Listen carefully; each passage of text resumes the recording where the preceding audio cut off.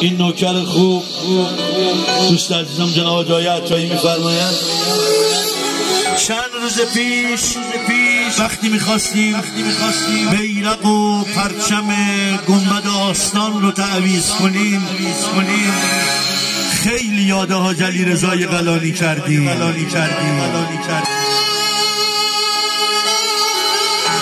گفتیم همیشه بوده، همیشه نغمش، حضورش، نفسش، خادمیش، آقازاده ها، دختر خانوما جناب عطایی فرمودن که خیلی یادش کردی. بابا چشام همش براغه، حسرت اون نگاهه. آخه بابا منتظرم بیایی، فدای روی ماهت،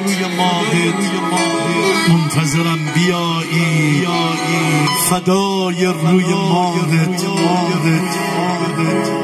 بابا به خدا دلم شکسته،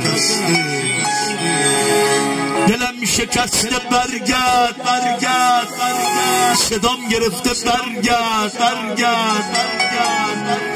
کشتی غم تو دریا به گل نشسته.